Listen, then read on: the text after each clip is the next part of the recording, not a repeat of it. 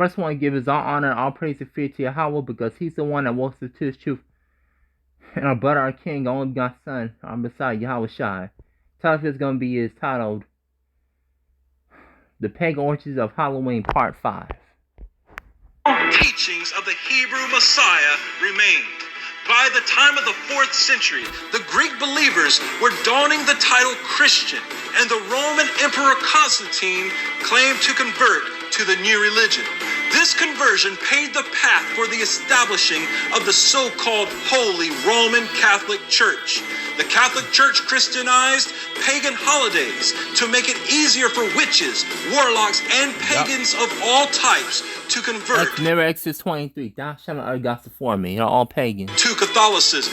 Pope Gregory the First claimed that missionaries should take pagan objects, such as the trees that pagans prayed to, and that they should consecrate them to the so-called Christ, and allow the pagans to continue their worship. Pope Gregory III, however, decided to recreate Samhain in the 8th century by renaming it All Saints' Day, a day to honor the dead saints of the Roman Catholic Church. All Saints' Day was to begin on November 1st and was also dubbed All Hallows' Day. The eve of All Hallows' Day began to be called All Hallows' Evening, thus the modern term Halloween. Yep. Catholic children would go door to door asking for soul cakes, which were cakes filled with raisins, in exchange for prayers for the dead souls who were supposedly in the unscriptural location known as purgatory. With enough pagan.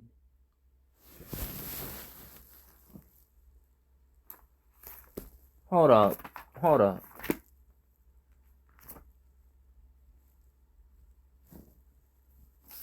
This is again Leviticus 18 verse 30. Therefore shall ye keep mine ordinance, that we commit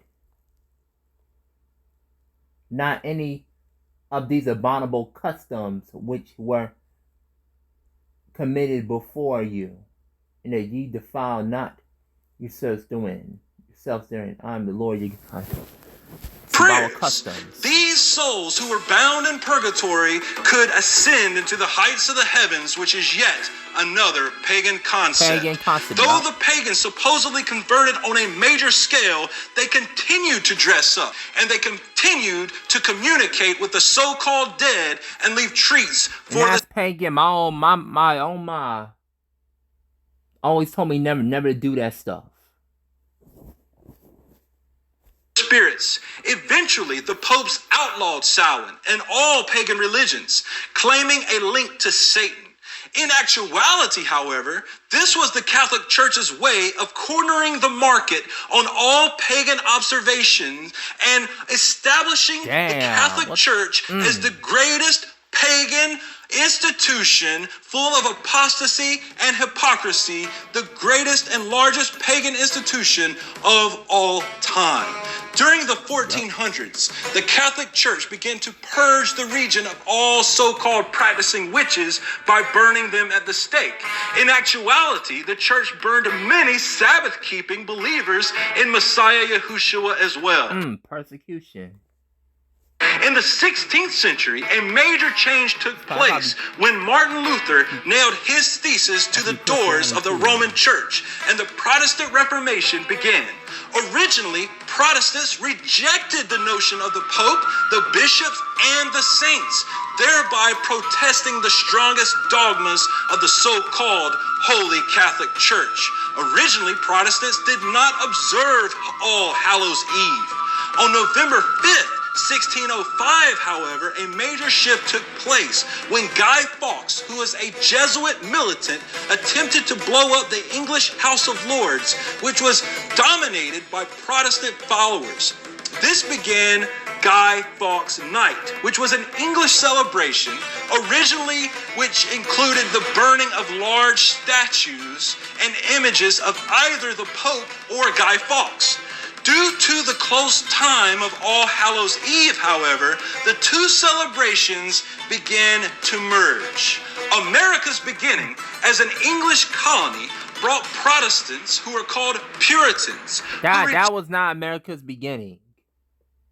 The Native Americans existed, and this regardless of my viewpoint, oh, there is or not is. So I said the Native Americans existed and lived here before they ever came before these settlers ever came here.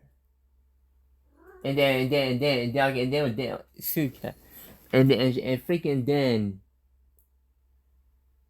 then later after they came here, they gave them the blankets and wiped them out, kill millions of Native Americans. Then they built towns on the Native American burial grounds.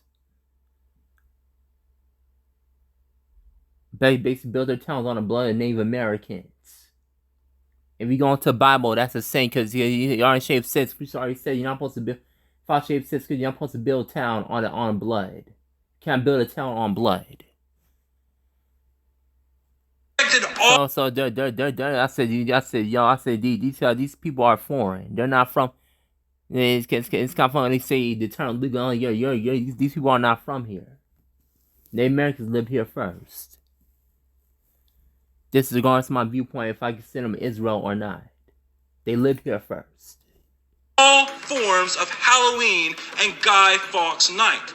Eventually, however, Catholics would make it to the shores of the Americas, and with it would come Halloween.